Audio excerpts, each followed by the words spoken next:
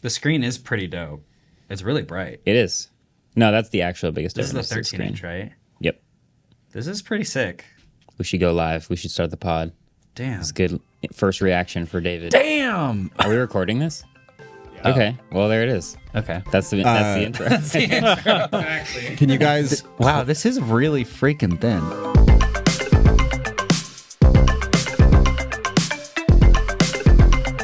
Yo, what is up, people of the internet? Welcome back to the Waveform podcast. We're your hosts. I'm Marques. I'm Andrew. And I'm David. And we're all actually three AIs. AI. And we're going to be doing this podcast by training it on all previous Waveform episodes. So whatever we say will just be a remix of things we've already said. And it'll be great. Thanks for tuning in. Just kidding. I wish we have two episodes to record today, and that would take a lot of... No, we got a bunch of AI to talk about today. There's a lot of acronyms that I'm mixing up, but I/O happened. OpenAI had an event. A lot of AI things were talked about, and we should summarize it.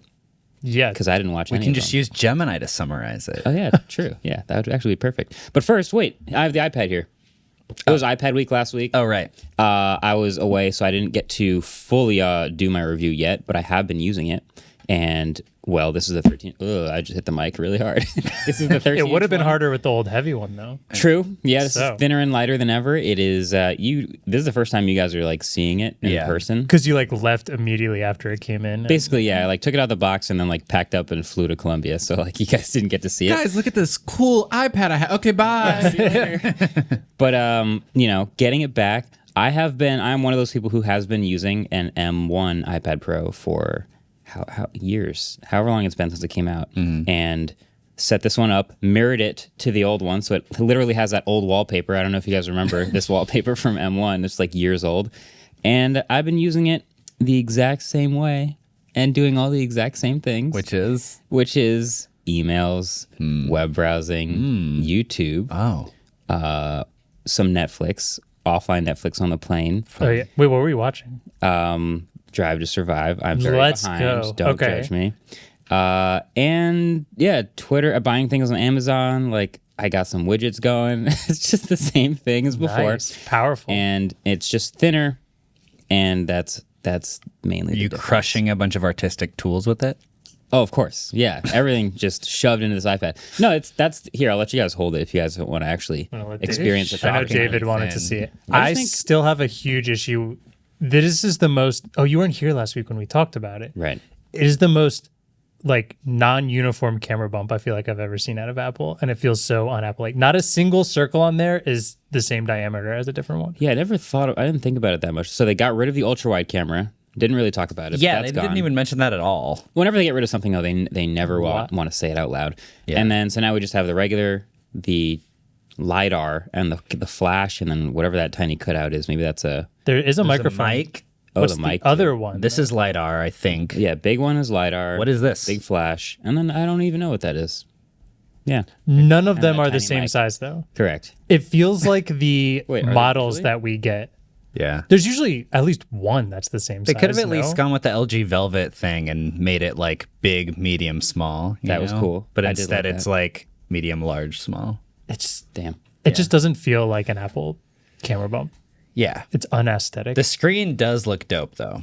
Yeah, okay, so the actual biggest differences, so if you've seen the impressions video already, you know the new differences, but there are some interesting, there's some interesting choices with this iPad, one of them being that it is substantially thinner, and it's the thinnest Apple device ever made with a screen. That's my... Oh, yeah, because the Apple Card. Yeah, they've made thinner objects before. Yeah. But this is the thinnest device. Yeah, the thinnest device they've ever made. Dang. And it is 5.1 millimeters thin. Do you know how much thinner it is than the last one? Probably about 2 millimeters thinner. 2 millimeters? I don't know what... I'm American, so that means nothing. It's not a lot, but it is visually noticeable. What is that in Subway sandwiches? I'm American, so I can't do... It's one piece of lettuce. One piece of lettuce? I have the actual answer. It's hilarious. It's a 20th of an inch thinner. A 20th of an inch. I have a... Do you know they keep comparing it to the iPad nano clip, I think it was, and they're saying it is thinner. It's not the clip one. They're It's not comparing it to the long one, the long nano. The long nano. I thought I saw a different one where they were clip. comparing it to the clip. You Better might than be both. right. They're comparing be it to right. the 7th gen. The clip, I believe, was the 6th gen. Yeah, the 7th gen. I saw something the other day, but are they including the the one with the camera screen. bump in the on the iPad, or are they only counting the sides? I don't think they're including the sides. camera bump. Yeah. Wait here, iPod Shuffle 3rd gen. Oh, it does have a clip. This has a clip, but are they counting there the a clip? Yeah. No. okay. Oh, I don't think you would count well, there's the no clip. screen on it, but that's not what they said. I don't think they counted the clip. In all the videos, it's just the aluminum housing Right. up against That's it. the body of it. Mm-hmm. I just think it's an interesting choice because they decided to Oh. actually make it thinner again. Like we got years and years of iPads that were totally thin enough. Right. And then this year coming out and making a big deal about it being thinner was really fascinating to me because I thought we were done with that. Yeah, Johnny Ive's gone. Johnny Ive's gone, but here we are. Yeah. And to me, there's a lot of choices about this iPad that feel Tim Cook. And I'm going to try to explain this in the review, but here's maybe the most Tim Cook choice of them all.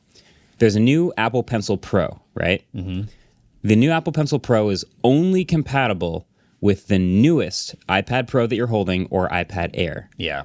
Now, why is that true?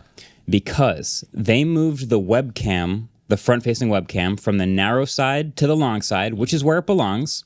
But now that's right exactly where that pencil is supposed to charge. So now there's both the webcam and the Apple Pencil. What are you trying to do? Intuitive, Trying to baby. lower the brightness. Oh, it's on the right. You have to pull from the What? from the right. Pull from the battery. Oh. Yeah. Okay. So okay. So the Apple Pencil now charges in the same exact spot, but there's also now a webcam there. So they had to arrange the magnets and the way it charges those components differently on that side. Right. So it doesn't work the same way as the old ones. Why didn't they just move the Apple Pencil to charge on the other side of the iPad? Like the bottom. Yeah. Because of the folio. The pogo pins for the... Why just move it? Why not put like one to the left and one to the right on the top? magnets. Actually, it'd be pretty. Yeah, that's a good idea. I think it's a sneaky, great, smart way of making sure if you want to use any features of this new Apple Pencil, you need to buy the newest iPad. I think that's true. So, yeah, that happened. It's like one step more than at least the like new Pixel coming out and being like only available on Pixel, and then 6 months later being like, okay, it's actually available on all Right, Pixels this one is- again. At least this has somewhat of a hardware difference. Which is why it strikes me as very Tim Cook, because supply chain guy would find a way to make sure nothing changes Fair. in the other ones, and now it just works with the new ones. It's sort of like how the M2 MacBook Pros sold really, really badly because the M1 was so good. It's similar in that the iPad is so iPad, and what more iPad could you add to the iPad that they have to like have a better accessory that you have to have the new iPad to be able to use. Yeah, Because, you know, it's thinner, cool, but no one's going to buy it because it's thinner. exactly. And the good display on the last generation was almost as good as this display. Yeah, so I can talk about the display in a second. The other Tim Cook thing is the new iPad Air is just a bunch of newer parts that used to be in iPad Pros. It's like it has the M2 now. It has like the webcam on the side again, and all these things that are like, oh, we now have a better iPad Air, full of things that we already saw in iPads. So Yeah. that's very efficient. Yeah. Very efficient. But yeah, the new display, it's just brighter. That's the main thing you'll notice. It is obviously a really interesting tech to make it happen. It's this tandem OLED display, which is not something I've ever seen in a shipping gadget before, which is cool. It's in cars. It's in cars? Yeah, it's in car displays. Yeah, we went down this rabbit hole Yeah. a little bit ago because Apple really wanted everyone to believe like this is we just invented the tandem OLED display. But if you go on like display makers websites and display industry journals, like the first concept displays by LG were coming out in like 2017, 2018. They entered mass production with LG in 2019. Of a specific stacked OLED, Yeah. Referred to it as tandem OLED. and it's the same thing. And then Samsung just began, as far as I could tell, Samsung just began their mass production for iPad this year. And I couldn't find any like leaks or like confirmation like this product uses an LG tandem OLED display. But in LG's marketing materials on the industrial side of things, they're very clear. Like, we are shipping these things like hotcakes in our automotive departments. We also had a viewer, Zach, reach out and say that Honor has a product from a few months ago with a durable double layer OLED screen. Yeah, it's so in the industry that LG actually makes a 17-inch tandem OLED folding touchscreen that I wouldn't be surprised if is in products like okay, I could not find any sources for this, but there's only one thing out there with a 17-inch folding touch OLED screen. Yeah. The Asus ZenBook Fold, whatever.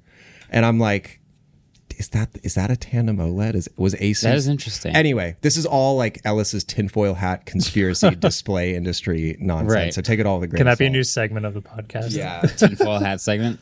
I will say the purpose of the tandem OLED display is to give you both the benefits of OLED and super high brightness. So Right. in tablets, we straight up have not had this combination of brightness and contrast ratios yet. So I'll give them credit for that. Like we've had OLEDs in that huge, also super thin, what is it called? Galaxy Tab Pro 14 or whatever. Just this gigantic tablet we reviewed. And it's awesome inside. It's this super huge, bright OLED, and it feels like you're holding this magical piece of glass. But it has like 500, 600 nits max brightness because it's not as bright because OLEDs don't get as bright. So here we are. We have this new awesome thing that is better at max brightness, better outdoors, better on a plane with the window open. Right. That type of thing. Great. Yeah, it's the exact same brightness as the mini LED display on the last iPad Pro 12.9-inch model. And now, deeper blacks. Yes. And 0.1 And they're inch deeper bigger. because they're off. Love that. Because they're pixels that are off. So Yeah. infinite contrast ratio. Yeah, so I've been using it. I don't know. I'm going to put my review together. I don't think it's going to be a standard review. I think it's more just me diving into my maybe tinfoil hat theories about some of the weird choices. Why is it thinner this year? Why is the Apple Pencil only compatible with this one this year? Why do they do all these things? Why did they get rid of the ultra-wide camera? There's a bunch of interesting choices that they made with I think this that iPad is a Pro. better angle to go Yeah. with for the review because Yeah. what else are you going to say? Exactly. Yeah. It's the same. Like I saw someone did a review that wasn't at all about the device really. It was like, what does iPad OS need for me to actually want to buy the M4 iPad Pro? I would also be into that. Which is a better video. Yeah. In like and it's every also way. such an evergreen. That's been like the question on our minds for like 4 years now. It's like, this is a really powerful thing that's still an iPad. So what do we want it to do? Mm-hmm. Okay. Sick. That's the iPad. Ellis wanted to throw one more thing in from last week. I did, because last week I very dismissively was like, stem splitter is boring. And I Sick. got drinks with a friend of mine who is, working in the upper echelons of the music industry, which I am not. And he graciously informed me that I was pretty wrong and that stem splitter works way better than previous attempts, and it's integrated really well into Logic, and as like a utility, it's actually like a really cool thing to have built into Logic. Maybe not as a creative tool for making things necessarily, but if you're a professional, he was like, this is very, very cool. So thank you, unnamed friend. Yeah. But yeah, so sorry I wrote it off. If you're working in music, maybe you should check this out and not listen to me. Yeah, also for those that maybe didn't watch the podcast last week or forgot about it, it's basically that during the iPad event, they announced Logic Pro 2 for iPad. Yeah. And also an update to Logic. I think it's called Logic 11 now, something like that. But they're introducing a stem splitter feature where you can add any music file and it will separate the tracks. I got a live demo of it, and this is one of those things where the demo was so good that I was like, this is definitely tailored exactly for this feature, and I don't know how well it will work. But in that demo, it blew my mind at how well it worked. And it was like, here, we gave it this song, and we did the stem splitter thing, and it separated it out, and here's the drums, and here's the vocals, and here's the bass, and here's the different instruments all split out through the power of AI and Apple Silicon. And you play back just the vocals, and it's like, it sounds like I'm just listening to a recording of just the vocals.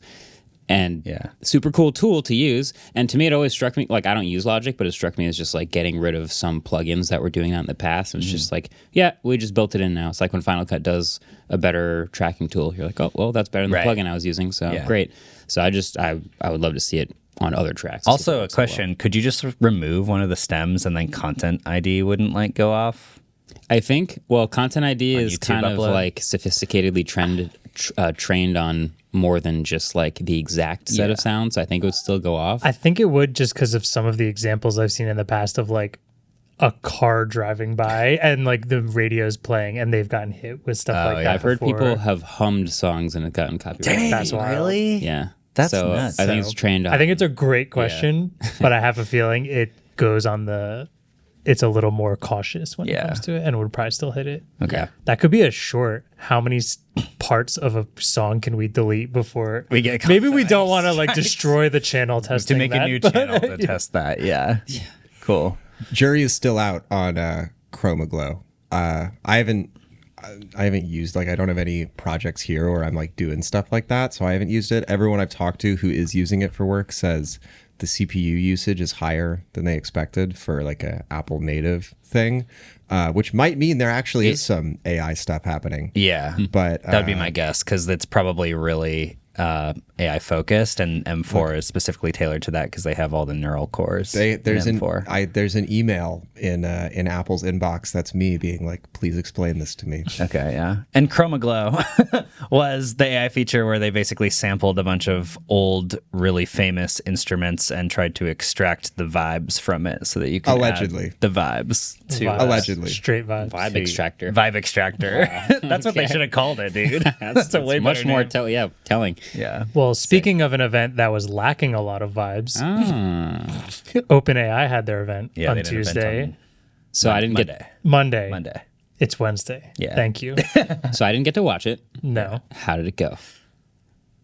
Well, it was interesting. It was interesting. Yeah. I would say the high level stuff, they announced a new version of GPT-4. There was this big thing where everyone was thinking they were going to unveil their own search engine the day before Google I/O. That ended up not being That true. would have been wild. Sam also tweeted that's not true, like the day before, which is funny. But they did unveil something called GPT-4o, which I think is a terrible name. Okay. Also looks weird. Does the O stand for something? Yes, it stands for Omni. I had to do a lot of digging to find this on the day of. Okay. And it's because it's now a multimodal model. So Omni is supposed to mean everything. It does Omnimodal. everything. Omni, yeah.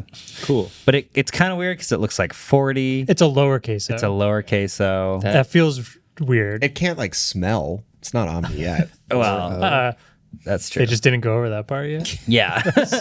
So it is natively multimodal, which is good because the only other model I believe that was natively multimodal was Gemini. It is much faster than GPT-4. They say that it can respond in as fast as 232 milliseconds, which is probably the most ideal possible case. During the event, they were sort of talking to it naturally and talking back and forth, and had that Scarlett Johansson voice when when they asked Mira Moretti, like, is this Scarlett Johansson's voice? She's like, what are you talking about? What? No. Did you see the tweet that was like, we know this isn't Scarlett Johansson's voice because none of her movies are on YouTube for it to rip from. Oh, burn. Yeah. And so they did like this demo where they were talking back and forth to it pretty naturally, and it works pretty well. It definitely feels a lot more like the way that a human would speak to you. Oh, a bedtime story about robots and love? I got you covered.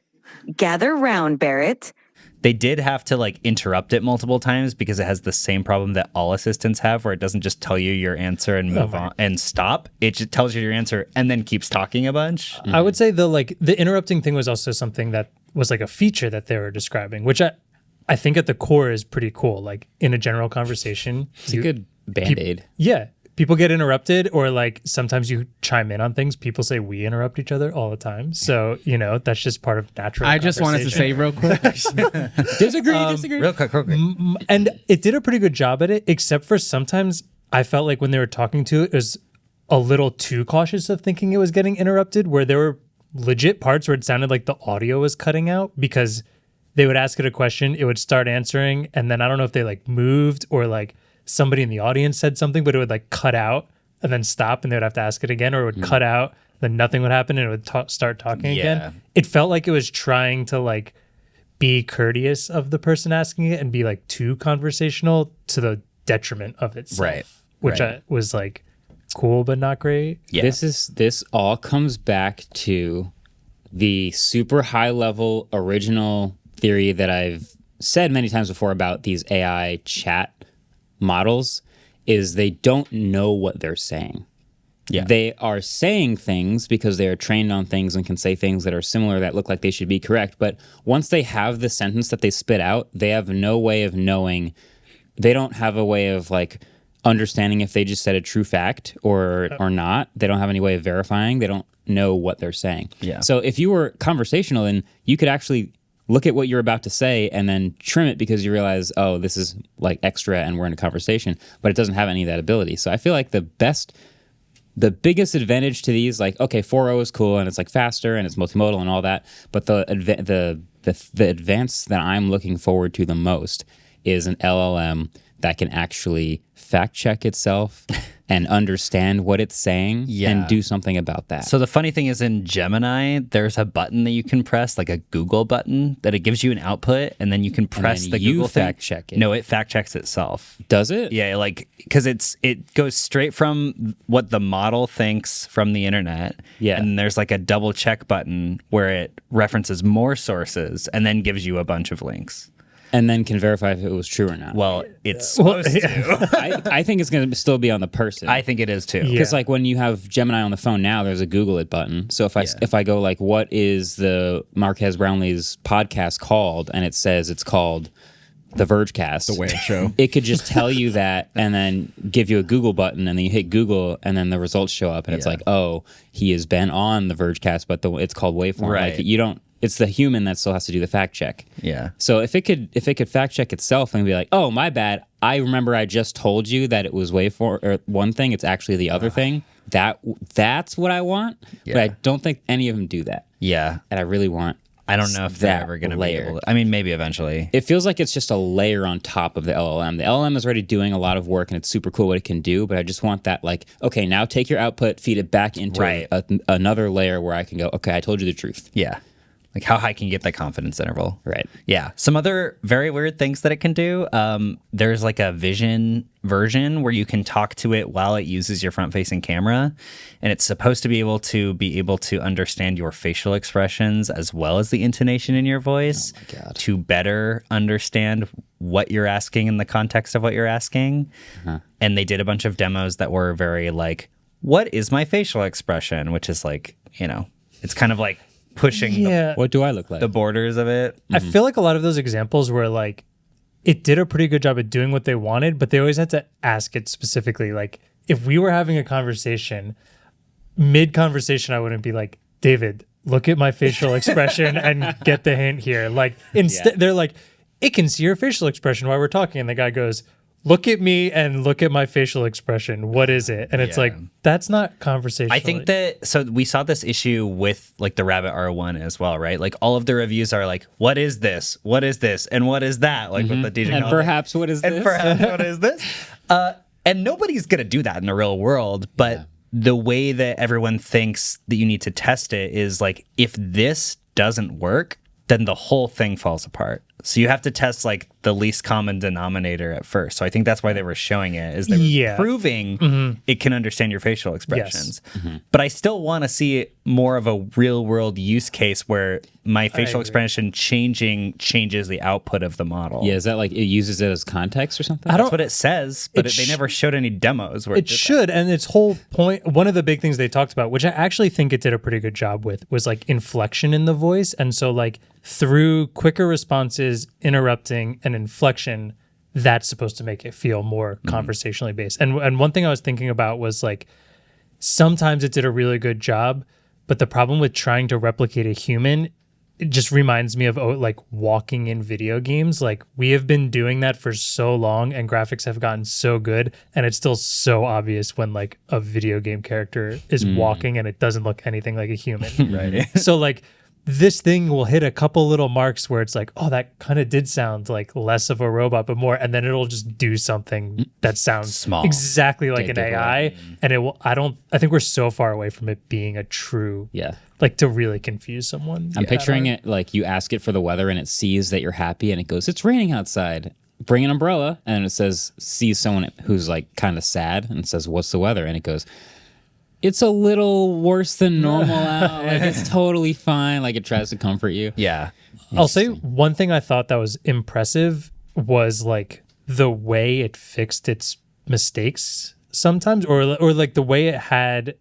I'll use an example. So like normally when you ask an LLM or whatever something and it's wrong, it'll just go like, my mistake, or just like the most canned responses of like, my bad. And then you It's ask it the actually same this. question and it gets it wrong again. Yeah. So there's a point in this where he asks it to look at his facial expression, and its response was, Seems like I'm looking at a picture of a wooden surface. Oh, you know what? That was what? the thing I sent you before. Don't worry, I'm not actually a table. Okay, so take another look. That makes more sense. look again and tell me my facial expression, where normally it would just be like, my mistake, and it said, but instead it responded with like, Oh, that makes more sense. that makes more sense. Yeah. Like, I get it now, and then answered. So like it is semi using the context of what's going on and making up these little things that it doesn't need to, but that is a little tiny step that does make it feel more conversation. I feel like they didn't harp on that because every time it did that was when it was screwing something up, Yeah. which they probably didn't want to Right. linger on. But like that actually to me was the most impressive. That said, thing like it I was feel doing. like people are so used to them screwing things up that if you can screw things up in a more natural human way, then that's kind of impressive. it does feel more like Yeah. the conversation and not just like ask you a question, you respond. Yeah. Kind of crap. I also think that they took I don't think they took this from Rabbit because they probably don't give a crap about Rabbit at all. I don't even think about you. Well, yeah. Something the R1 did that the Humane AI pen didn't do was it would go like, I guess let me look that up for you.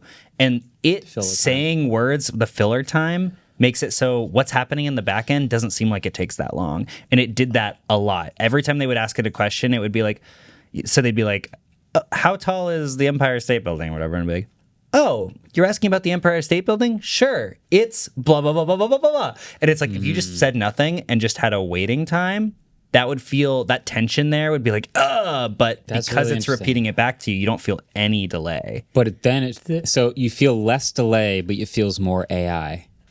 Like You know- that to me is like a giveaway. If I'm talking to a human and I'm like, bro, how tall is the Empire State Building? And he goes, you're asking about the Empire State Building? Yeah. The Empire State Building is. And I'm like, why are you Red saying flag. all this? Just say the number. yeah. Oh, you're stalling. I see. I think But- if you, sorry, Well, yeah, that says more human. there's a part in there that is doing what you're saying, but I think they did an even better job, which was anytime they asked a question that had multiple questions or like points of reference in the question, you could almost tell it was thinking of how to respond and then could respond while it was thinking of the next response it was going to tack onto that. So this wasn't in the actual event, but they did a bunch of test videos on their YouTube channel. Right. And one of them was a guy saying, he says like, also, they all say, hey, ChatGPT, which I hate.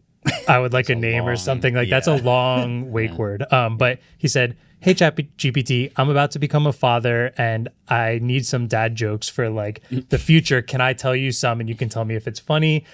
And You're and asking the I know, AI if I the know. jokes are funny. Bad example, but you could tell the two responses it had cooked up ready to go, which made it feel quicker. So after he said that, it responded with, oh, that's so exciting. Congratulations on becoming a new parent. Right. And you could tell that was one response. Yeah. And then the next response was like, sure, I'm happy to listen to a joke and tell you if it's funny. So you could tell that while it was waiting to figure out response 2, Yeah. it had response 1 loaded already. Yeah. And I think that is how they're able to claim like such faster models. Is that they're seems like- is that they just use filler content? Like they take the important information that they actually have to parse through the model and they crunch that while they take the very simple things and can fire that off to you rapidly with like a conversational AI. that's way better filler though than just like, you want to know what the Brooklyn Bridge is like? I can tell you what Right. that is like. It is blah, blah, blah. Congratulations on becoming a father, even though I don't really want to hear that from an AI. but- Yeah, it's a little weird. I'm but proud of you, man. Thanks, Dad. Keep up the good work, human. God. Yeah. Yeah. So yeah, I mean, I thought it was the event in general was pretty good. I'll give It them a was ton short, of which yes, is nice. huge points for that. It was Yeah. 26 minutes, I think. Yeah, Like, it was way shorter. They didn't try to just like keep it going. They did a bunch of math with it, which was kind of cool, because that's a big thing that they've been trying to do. Like, if you're just predicting, then you're not actually doing reasoning. Right. And I'm sure it's still just doing that, but with higher accuracy. it does seem like every example is like most like childlike task ever. Like, Yeah. name this one thing, or just like read Yeah. all of my code and tell me exactly what it does. There doesn't seem to be the in between. I think that mostly comes down to poor examples that they Yeah. always show, but like it really feels like all of them. I think you said like all of the demos are like, hey, can you show this by looking like a total moron and Yeah. asking it the most basic question ever? I was thinking about this during the Google I/O conference yesterday, and I think this is every AI demo that you do. It's like you make your engineers like look like total idiots because they have to ask the most basic questions just because they have to show that the AI can do it. They're like, oh, so like for example, that they had GPT-4o work it through a math problem that was, what is 1x plus 1 equals 4? It was like 3x plus 1. 3x plus 1 yeah. equals 4. And it was like, how do I solve this? Can you work it through me step by step? And it was like, well, first, what do we do when we want to figure out an exponent? Right. Move all the exponents to one side. And so it basically like just took it through the basic math. And it's funny because Google I/O did a lot of the same stuff where it was like, this could be useful for kids. This could be useful for kids, which reminded me a lot of the rabbit thing that we talked about. Yeah. It's not just that. It's like, because this has been on my mind. Like, it seems like as we get deeper and deeper into this AI assistant nightmare, the use case examples are getting worse. Yeah. Like they're like, not only are they making their own employees look kind of dumb sometimes, but then they'll try to like balance it with a sort of like human example, like hey, can you teach me some dad jokes? Like, I know I say this before on the pod, but it's like, what a sad reality when you're like, assuming I'm assuming you have a spouse, you're about to welcome your first child. That's who I guess like you want to impress with. It's like, but it's like, what's the like, oh no, my spouse like isn't funny at all. Like they can't help me like workshop these jokes. I need this stupid computer. Or like, I actually kind of hate them and would rather talk to them. Yeah. It's like, what are you talking about? One of the Gemini examples that they showed in the original Gemini demo that they showed again yesterday in like a sizzle reel was write a cute social media post for Baxter, and which is their dog, and it was like, Baxter's having a great Saturday. #bark. And I'm like, are you hate that those. dense? Okay, yeah. I see. Are you really outsourcing that to an AI? I know. What Yeah. is wrong with Like you? that? I think these individual examples have to be bad because there's no one example you can give that will apply to everyone watching. So they're trying to give like a Halo example that Applies can, to like, no one? No one. Individually, it applies to no one. But the concepts of it are maybe applicable because that's when you see all the LinkedIn posts about like, oh, this changed my... Like when you see write a cute social media post about my dog, on one half of LinkedIn, people are going, it can do copywriting. Oh, cool. And on the other half, it's people going, it can write my school essay for me. Oh, cool. And on the other half, there's people going, it can write a letter for me, like when I need a condolences letter. There are a bunch I feel like What? Marquez, I feel like you would outsource a condolences? Some like, people would, bro. Dude, I just got back from a tournament. I have a teammate who is a ghostwriter for executives at large corporations. Oh my God. So I'm not going to say their name or the corporations, but many of these presidents of schools and CEOs have to write letters and things all the time to congratulate someone on something or to write back to an alumni or to convince them to donate or all these other things.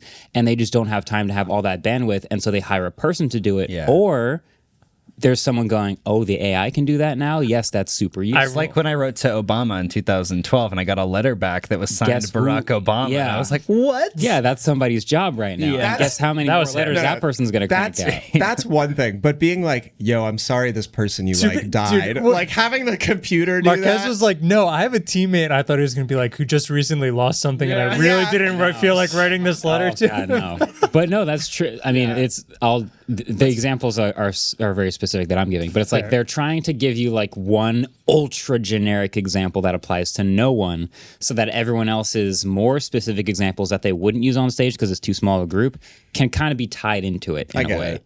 Yeah. So yes, you're gonna get some really brutally generic, like write a caption for my dog, and they're like, okay, No. I just learned that it can write. I just learned that it knows Yeah. the subjects and it can just think that. I think that's what they're doing. I guess you're right, but Still mad about it. I mean, It's I cringy. think it can be that, and there still should be someone making more creative examples Yeah. because both of these events, and we'll get into the Google one later, were just felt like there was no wow factor. It felt so simple, Yeah. and it made all of the AI stuff feel really boring and tedious. Okay, I got an example for you because we were talking earlier and I was telling you that I feel like after the last two events, I'm actually more optimistic about the state of AI than I was before these events because everything was so mundane.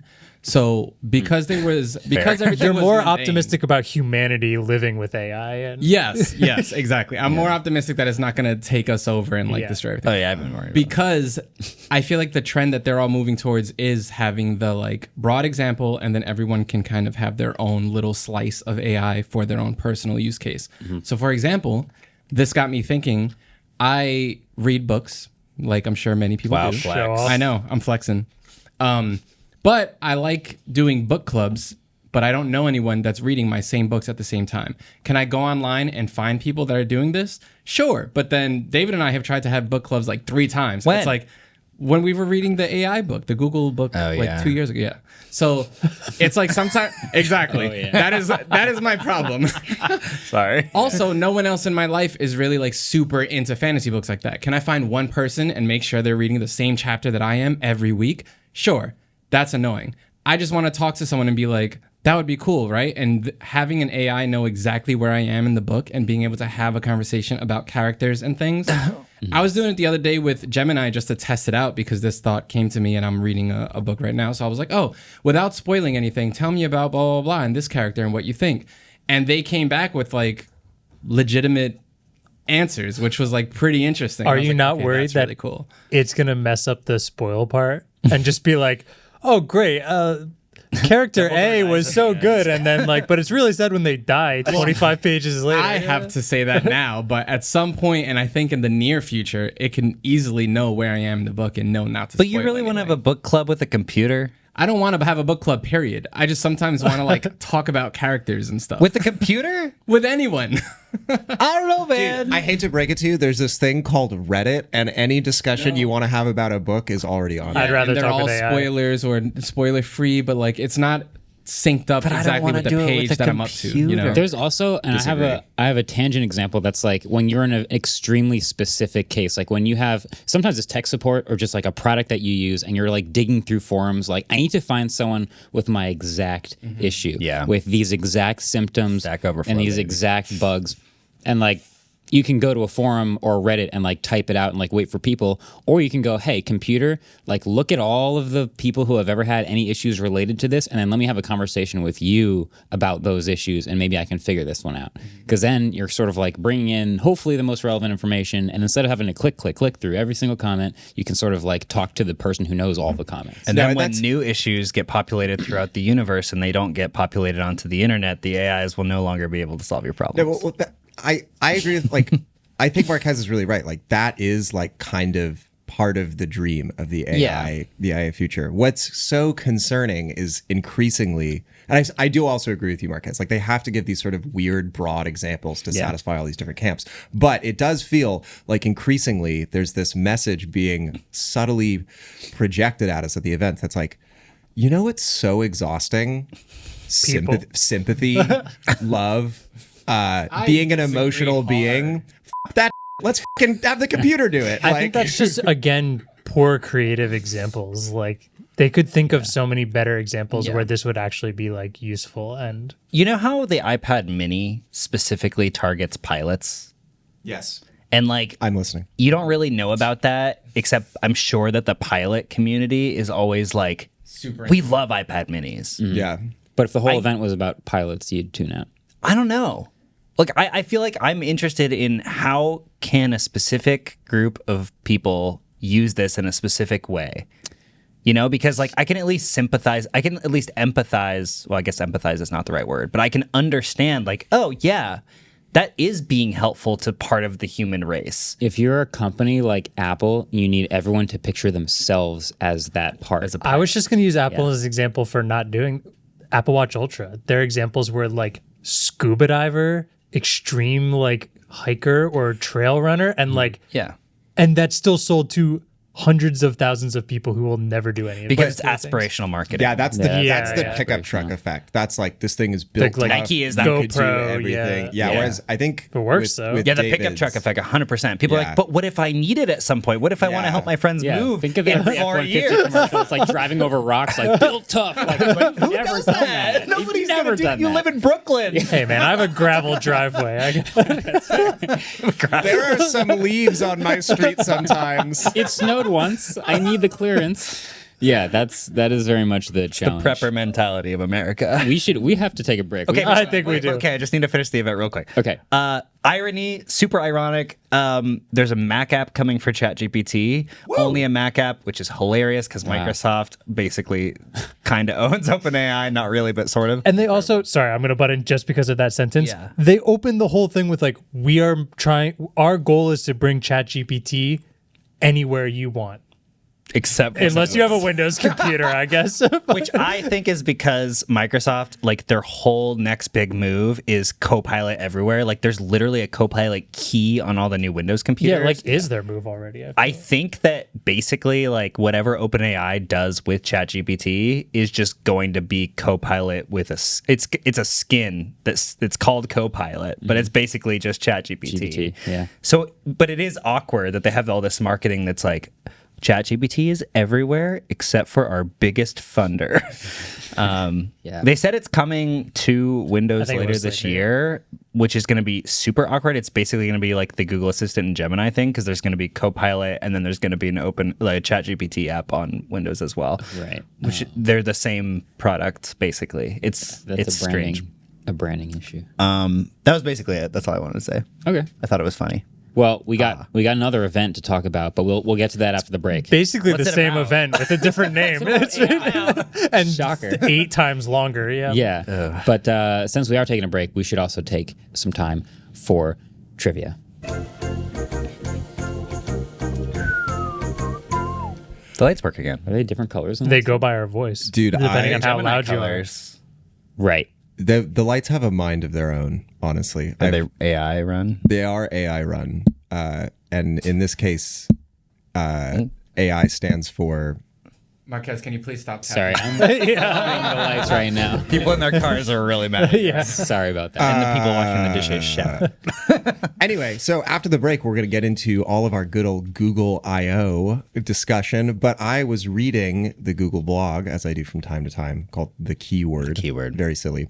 And I learned something even sillier than the name, The Keyword. And that's, we all like know what Google I.O., like the I.O. stands for, like input, output. Yeah. Google on The Keyword actually lists 2 alternate explanations for why they chose I.O. And I will give you a point for each of those explanations that you can give me. Is each explanation just what the I and what the O is? Or is there like more to it? There's more. They're not backronyms? There's more to it, but not like that much more to it. But they're bacronyms, right? Wait, like IO is the backronym. Like, does it stand for something? One of them? Yes. I think I know one of them. And then the other one is more gray than that.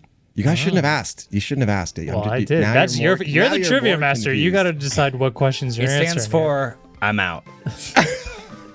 Which is exactly how I felt when it started yesterday. Well, that's a good segue. We'll take a quick ad break. We'll be right back. I'm out.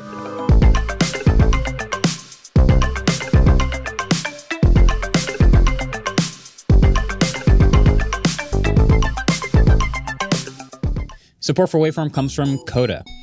Are all the tools and tabs bouncing around on your desktop stressing you out? Coda can help you get organized with an all-in-one workspace. So it blends the flexibility of docs, the structure of spreadsheets, the power of applications, and the intelligence of AI to make work a little less work.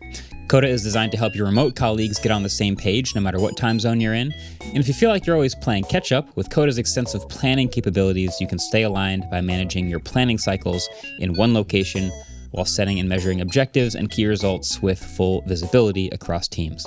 Plus, you can customize the look and feel of Coda with hundreds of templates to get inspired by in Coda's gallery. So if you want a platform that can empower your team to collaborate effectively and focus on shared goals, you can get started with Coda today for free. So head over to coda.io/wave. That's CODA.io/wave to get started for free. coda.io/wave. Welcome back, everybody. As you may have noticed, we just kind of alluded to the fact that Google I/O was Tuesday. This was arguably, in my most humble opinion, because I'm the humblest person on this podcast in this current moment. Nice. Correct.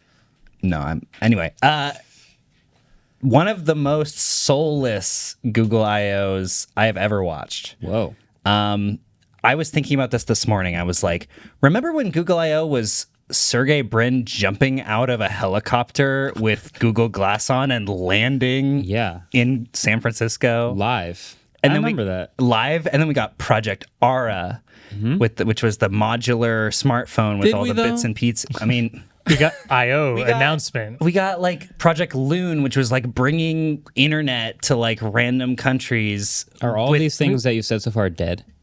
Yeah. Yeah. It's still But I don't fun at I/O though. Yeah. Like I remember being what like was last year's Starlet?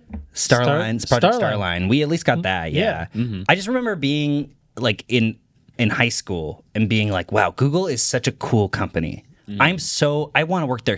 I wanted to work there so bad. I was like, everything they do is just a moonshot idea. It might not work out, but it doesn't matter because it's all funded by search, which is cool. It's like they have an infinite money machine that keeps churning, and because of that, they can just do whatever the heck they want.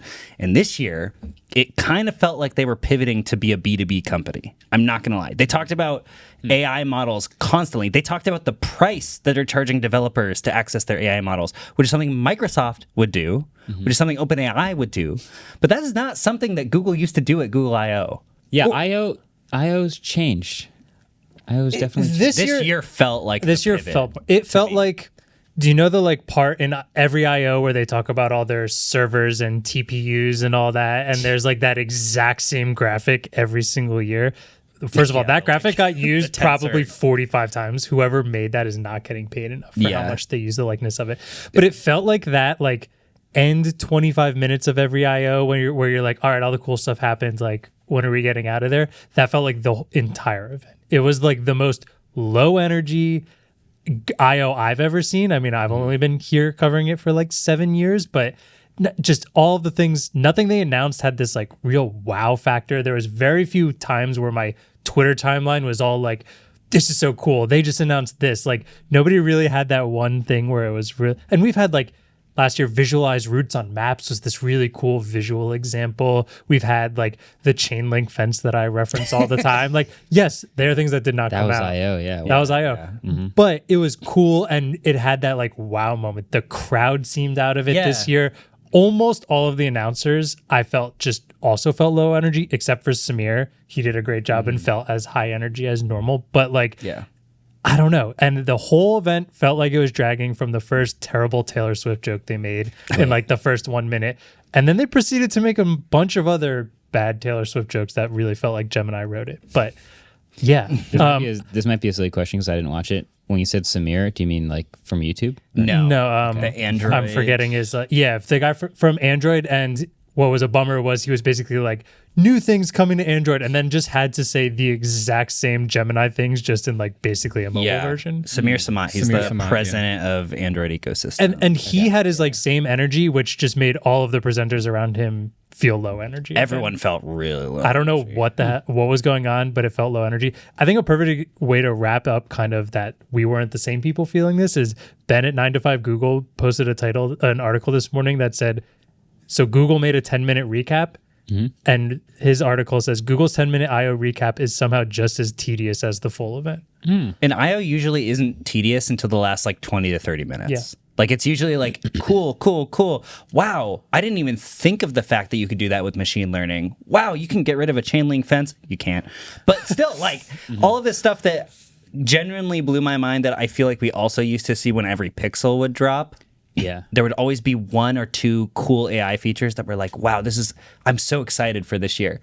And there was almost not, there was like a couple of things that were like, Yeah. I'm glad Gemini's doing that now. I can name like three, which we'll get into. Which we'll get into. But everything else felt really corporate. It felt B2B, which was really weird. It was surprising to me because they also made the distinct choice to separate the Pixel 8a announcement out of I/O. Right. So we had a separate Pixel 8a happen like a week, 2 weeks before I/O. Yeah. And then to me, that was like, oh, I/O's stacked this year. We don't even have room for the Pixel 8a. Not.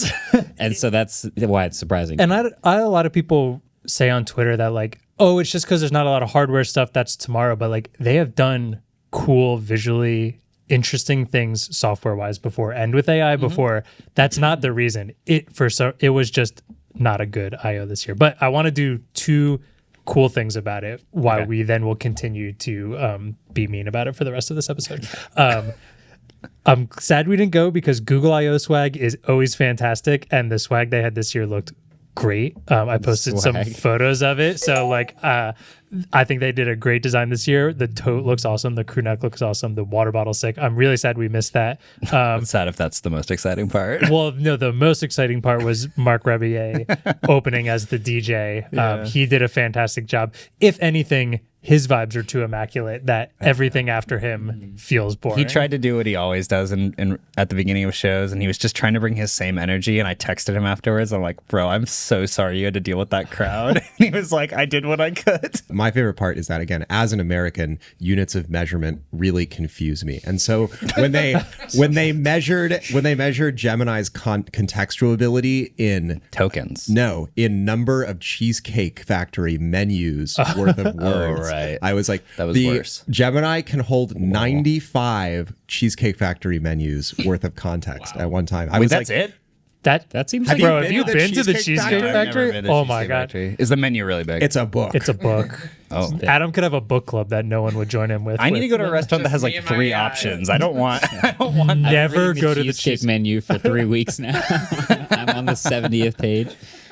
Yeah. Yeah. Okay. Yeah. Okay. So besides Mark's immaculate entrance, in which he had for viewers and listeners that don't know who Mark is, he makes music on the spot sort of person, and they had him use the music LM thing to try to like generate music and then play with it. He's like an improv genius. Yeah, he's an improv genius. It was very tough because the crowd was tough. The music LM didn't work that well, and the beats that it was giving him were not that funky. A lot of problems. He wears a lot of robes. They had custom Google I/O Mark Rebier robes, and he shot them out of a cannon. And then Sundar came on stage, and the energy just went boom into the ground. Okay, so there were actually some interesting things, and they actually did start off with a couple pretty interesting things. They started off with what I think was one of the most interesting things, which was an update to Google Photos, where now you can just contextually ask Google Photos to show you certain pictures and also ask questions about your photos.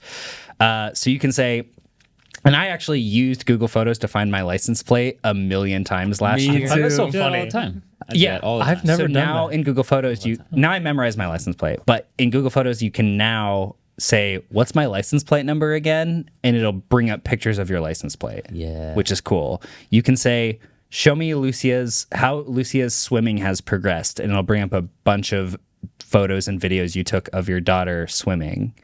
So it can understand the context of, okay, this is what you're asking, and then map that to what it tagged the photos as of being. And I think that's actually really sick. I do think the license plate example was perfect because they were like, normally you would just search license plate, and now every license plate in your You get Google every Photos car comes you've up. ever taken a photo of shows up. And then you say my license plate number, and it's like, oh, this is a car that I see pretty often, so it must be your license plate. Let me find one picture that has it and only show you that one picture so you don't have to scroll through a bunch. Yeah. That's cool. Yeah. I like this. And I think because the results are specifically pulling from your photos, it can avoid hallucinating. because it's going to give you the It'll find a exact way. source. It also, because, it just has to show you an image. It's not generating something. Because before, like, so if I wanted to find my license plate, like I had this actually, for example, I was in the back of a car and I was going to go to the airport and they're like, I just need your passport number and your signature. And I was like, okay, here's my signature. I don't have it's in the trunk, but I just pulled up Google Photos and I just searched passport and I got the latest photo that I took of my passport and I just got it from there. Yeah. Instead, theoretically, I would just ask Google Photos, what's my passport number? Yeah. And it would give me my passport number.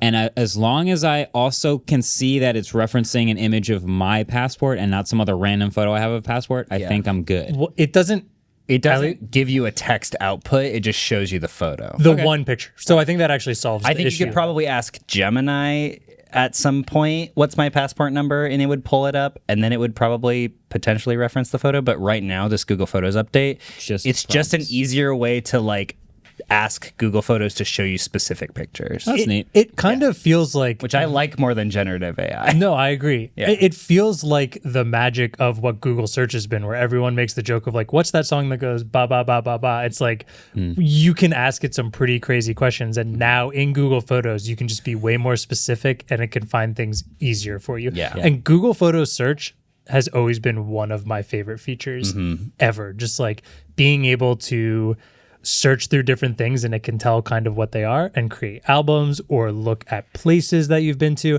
and now being able to go a little more into that where maybe I'm like, what was that trail I hiked in Glacier National Park in 2019? And like if I took a picture of the trail sign, it'll probably come up as like Cracker Lake Trail, and then that's awesome. And I don't have to just search through every single thing that was in Montana. Yeah, I often will think, oh yeah, I went on that trip. I think it was in 2019. So I'll search like mountains 2019, and I have to sort through all of the mountains that I took a picture of in 2019 until I find it. Maybe it's not that year, so now I can ask it like, show me the mountains when I was in Italy the last time. And yeah, it can still do sort of those things right now, but it's just a lot more contextual, which is beneficial. It's helping because a lot of people didn't even know you could search Google Photos for things and it would find them very specifically. So it's just making this prompt engineering less of a skill. You just type what you're thinking and it can find it. Which is why I think they specifically use the prompt, what's my license plate number again? Because it sounds more human. Like the way that I would probably prompt that is my license plate, and it would bring it up, you know? Yeah. Whereas a normal person says, what's my license plate number again? Because I think the ultimate goal is like be able to have natural speech computing with these computers. With every prompt. Yeah. I think our generation grew up learning how to speak Google, which is keyword. It's a keyword agree. language. You have to know how to Google, and you're basically just picking out keywords. We've talked about this. Like prompt engineering is the skill that we all learned. Yeah. And now it wants the old people and the young being people ironed to out. be able to do it. Yeah, where young people just go like, write me some code, and it just does it. Yeah. You just don't have to know how to do it. Right. There's a lot of other stuff, so we're just going to go through it a little bit randomly. I kind of went linearly through the keynote, so if it jumps around a little bit, that's Google's fault. No one remembers exactly how the keynote went, so everyone Did we probably hallucinate disagrees. that? Did the AI hallucinate that? Okay. Google Search Generative Experience, which was a Google Labs feature that you could opt into for the last year since Google I/O 2023, which I have been opted into for a while and has annoyed the heck out of me. I've been using it as well. Yeah. I had an example recently where the AI thing gave me one answer, and then the top suggested Google thing told me a different answer. Yeah. Nice. That happened to me gone too. great. Yeah, so that was an opt-in feature that I forgot was opt-in because I would have turned it off a long time ago if I remembered that. It is now rolling out for everybody, and it also now generates a bunch of extra information and tiles and pages for you. And in my opinion, it was a very bad look because basically the entire visible screen was all generative AI, and I didn't see any links anywhere. Yeah. Which is bad. It was basically like creating a bunch of almost like Windows 8 tiles of like all potentially different things you might want, whether it's the sale link for something with prices or the reviews of a restaurant, just like all in these different tiles, and you didn't see a single link on the page. Yeah. I also just want to like paint Marques the picture of when they announced it. The way they announced it is, the huge screen on the I/O stage. Yeah. It was all white and it had the Google search bar, but it didn't say the word say Google Google. above it. Yeah. And all of us kept looking at each other like, are they going to rename search? Are they going to change? Or is this going to say like I don't think any of us thought it would actually, but we were all pretty sure it was going to say Google powered by Gemini. Yeah. And I think part of that hype is why none of this stuff felt that cool, because we're all like, they're going to do something big. They're going to do something big. They're going to rename it. They're going to change how this looks. And then they just didn't. Yeah. I think they're trying to completely reframe in your mind what it means to search something. Now they don't want you to have to search something and then find the information yourself. And actually what they kept saying over and over again was, let Google do the Googling for you, which was super weird. It's like... So like never leave Google. It was basic, because I think that what they were afraid of is a lot of people use ChatGPT as a search engine, even though it's not a search engine. I've heard crazier things. Yeah. You know how many people use TikTok as a search engine? A lot of people. More than you would. I mean, it's like using... I use YouTube as a search engine because it's YouTube's better. the second largest search engine in the world. Yeah, I like watching videos of people answering my questions and doing things specifically. I like people dancing to my questions. This is how you change a tire. Forget Quora. People's dances. Yeah. That feels like a big part of it is Google has historically been kicking people into links, and then they leave Google and they go find their answer somewhere else. Yeah. But if Google can just like siphon all the content out and service the thing that you were looking for in the first place, then Google helped you, not the site. Yeah. And then that site never gets any credit, even though the site is the one that had the information. Which I just want to point to the fact that, like, not that long ago, like 2 to 3 years ago, Google got in serious trouble for like scraping some information and putting it on the sidebar of Google, just saying like, these sites say this, this, this. And everybody freaked out. And then Google got in trouble for it. And now they're just completely siphoning away sites altogether, to the point where there is now a button called web. So you know how when you Google something, it'll be like images, videos, news. There is now going to be a button called web, where you press the web button and it actually shows you the links. Oh. Wait, it wasn't a scroll away before? You probably can keep scrolling, but there's so many things there. But like, do you know how there's shopping, maps, photos. Yeah. Now there's one that's web, so it's only web links. only and I links. hate to say I'm excited for this, because Google search has become such a pain in the ass that I just want to look at different links. It basically gets rid of everything that Google has added in the last 5 years. It's like old Google. It's the opt out of the Reddit redesign for Google. It's Reddit enhancement suite. Yeah. Yeah. That's hilarious. I find that hilarious. Somebody tweeted that that's the funniest April Fool's joke that Google has done. Yeah. It's just a weird thing. Nilay from The Verge refers to this whole redesign as Google Day Zero, which is basically like, what happens when a search is just a generated, like everything is generated and there is just zero incentive to go to websites. Like, we've talked about this forever, because we always were like, this is eventually going to become the thing. And currently right now, because they haven't like fully rolled out this thing, it'll give the little generative AI preview, but you still have links. But most of the examples that they showed at I/O were like the full page was generated. And once you hit a point where the full page is generated, that's when you start to hit the existential threat of like, how are websites going to make money anymore? Yeah. This is again why I think this LLM stuff needs fact checking built in. I just Googled it real quick. Google's mission statement is to organize the world's information and make it universally accessible and useful. And if you think about it, if you're Google, for years and years and years, you've been collecting and organizing all of these links, and then people go to you and they say, I want to know where this thing is on the internet, and then you show them the list and then they leave. And you've been doing that for so long that you have all this information. If you're Google, probably what seems like a natural graduation is, all right, the internet, it's here. It is what it is. It's this giant thing. Now what we can do is learn all of it, summarize it all for ourselves. And now when you ask me a question, I can just reference it and hand you exactly the information you need. Yeah. And you never even have to go through that mess of links ever again. People will just, this is a crazy statement, kids will not really learn the skill of navigating through search results. Yeah, not at all. That's another thing that they won't really think That's also about. scary, because that makes me think that kids are just going to believe the first thing they see, Which is made by a generative horrible. AI.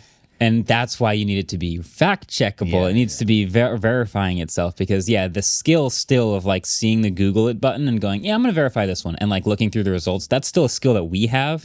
But if you never have that skill and you just go to Google the thing and it just surfaces the thing, you just believe it, that could be pretty dangerous. Here's a question for everyone just on topic of this. When's the last time you went to the second page of a Google search?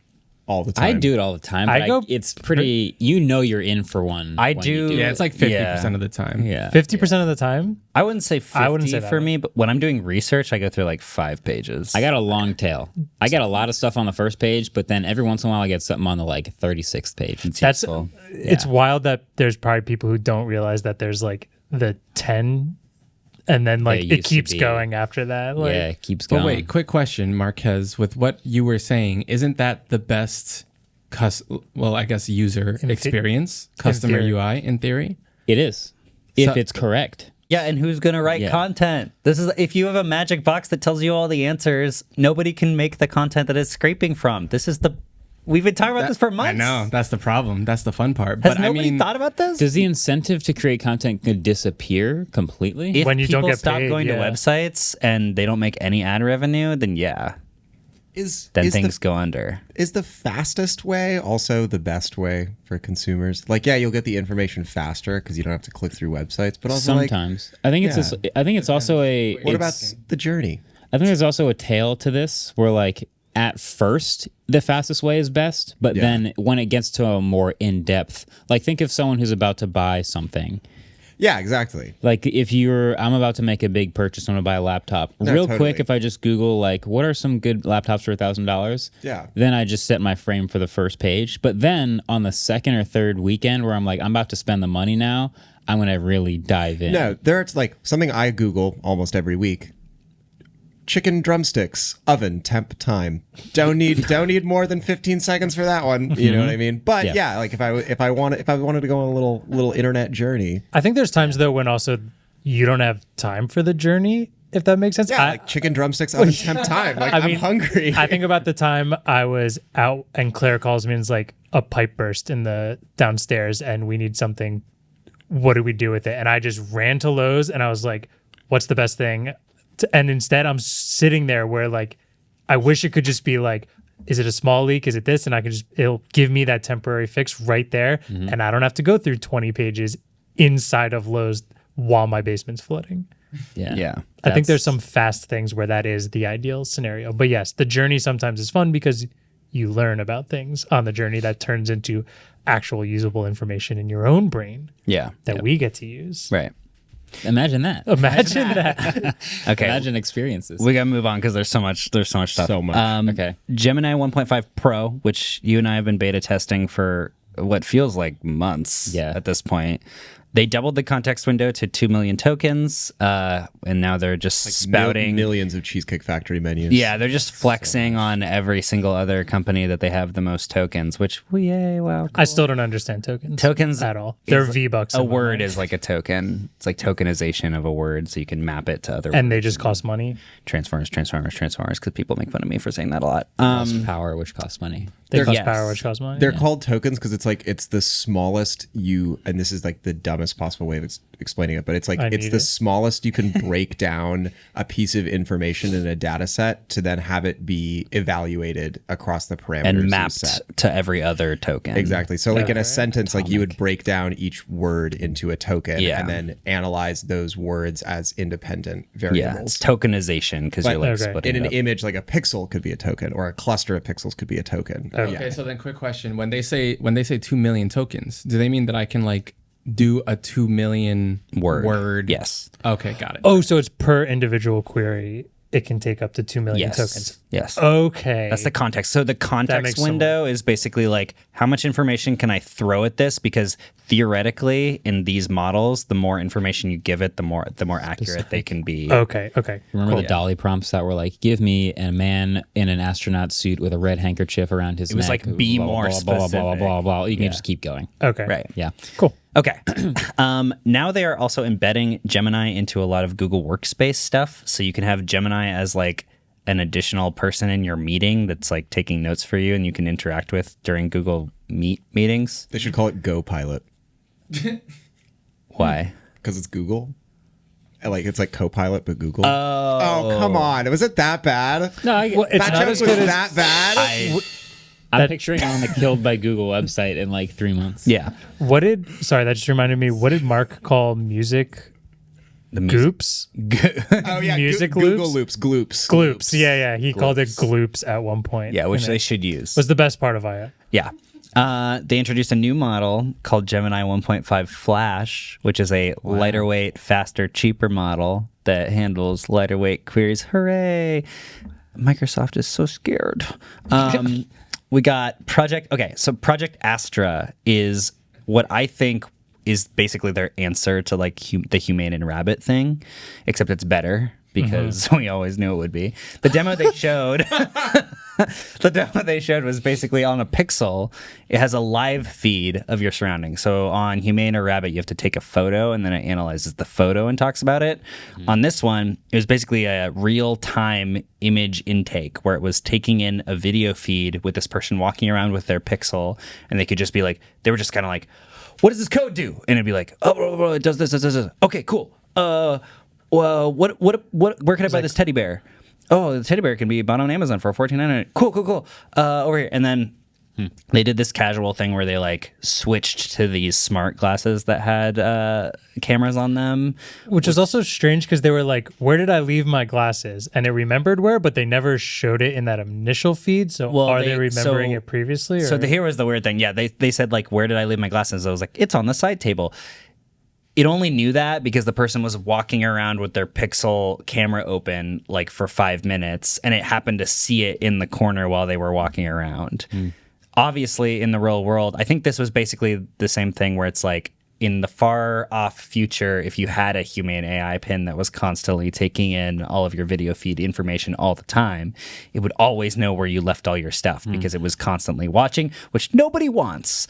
So that's the fun. convenience, though. Think of the convenience. Yeah. The storage. Yeah. Remembering everything all of it's that time. Google. Just put it on their servers. Yeah. Throw it on YouTube. So I think this is just a demo to show that, yeah, they can do what Humane and Rabbit are doing, but way faster and way better, and it's a video feed instead of a photo. And because it's the live video feed, they also did this thing where it's like you could draw in the video feed and be like, what is this thing? And like an arrow to it. So if like for some reason you can't just describe the thing in the viewfinder as well, you can, it's basically circle to search through live multimodal. Yeah. Like, which is something that OpenAI was basically demoing too on Monday. Because you could point your phone at things and it would help you through math problems as you were solving it. Yeah. So it was cool. They didn't talk about, if it's ever going to come to anything ever. They just demoed it. Right. They said it was a project, kind of like those like translation glasses that just never became a thing. Right. And I think they were trying to make like a nod to those by saying like, yeah, we're working on stuff, but they're probably never going to release anything. It kind of also made me feel like, because this was just like another blip on the radar during all of I.O., made me kind of feel like the Humane pin and the Rabbit pin needed to make the hardware versions because everyone just like kind of moved right past this, even though it's doing the exact same things better than both of those. But since they're not a shiny product, everyone's like, cool, it's just something in I.O. They were basically like, yeah, you can do this on a phone. Moving on. Better, yeah. I don't think about you Child's at all. play, Yeah. All right, so that was already a lot. There's a lot more Google I.O. stuff. Either you're welcome or I'm sorry, or you're not reading all that. Or not listen to all that. But we got to do trivia because that'll help your brain break up this episode. So, Hey, what is this? Is this on purpose? It is. Yeah, I tried to use Google's music FX to recreate our normal trivia music. It's funky. It got like it. none of the things I put in my prompt in here. Like, not a single one. Oh, I guess I asked for drums. Terrible. sounds like Animal Is that Crossing. drums or snapping? I asked for 6 seconds of interstitial music intended to transition from the main segment of a podcast to the trivia segment that happens before an ad I kind of break. like it anyway. The track should feature a Hammond organ and drums and be bright, punchy, and fun. That's not wrong. I would say bright, punchy, and fun. Yeah, but where's the organ? Where's the 6 Well, seconds let's part? chill out a little bit. Give it a chance. This is Google, small startup company. I was wondering. He told me earlier, like, let me handle the trivia music, and I got something cooked up, and I was like, what is he gonna do? And now we know. All right, second trivia question. So, a bunch of people were talking about how the OpenAI voice sounded like Scarlett Johansson in the movie Her, like David mentioned. What was the name of the AI that she voiced in that movie? I don't watch movies. Okay. Well, you guys are gonna get some points. Yeah, It's been a while since I've seen this film. so much for that. Yeah. Cool. All right. I've never even heard of that movie. What? Perfect. Me neither. serious? I'm dead serious. Yeah, that's two of us. Go home. We can't tell Andrew anything about this movie. We have to get through the trivia answers and not spoil a single thing. And then Andrew, you need to go home Bro. and you need to watch Her. No.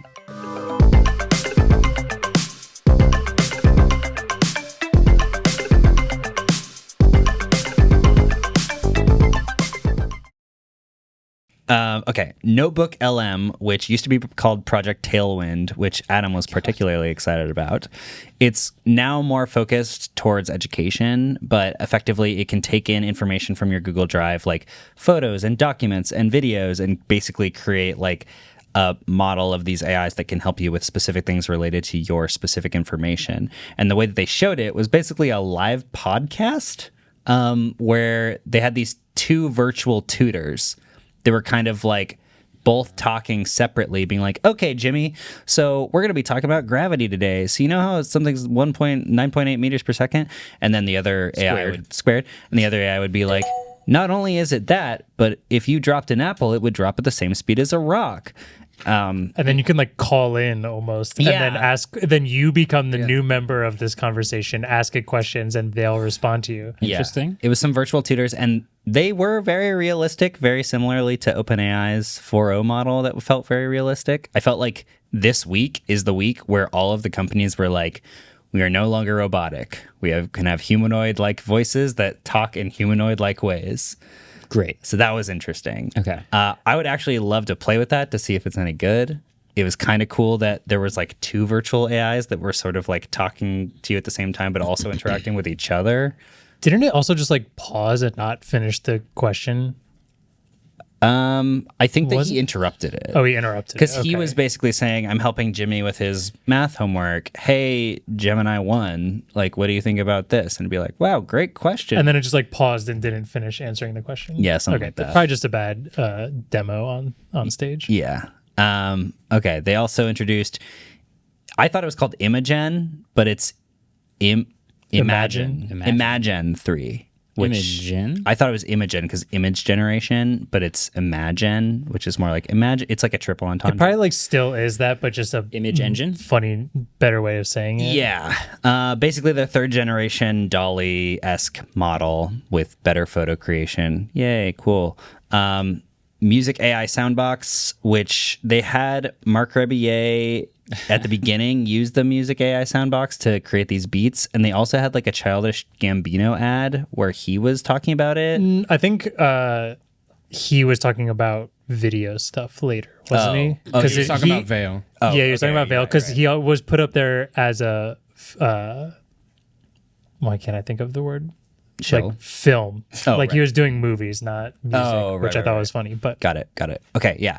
So the music generation was, better music. Yay. They basically are just like updating all of these small AI things that they were like, hey, I can do this too. And better than last time. Yes, which is where we go with VO I think it's VO. Veil. Veo? I don't know.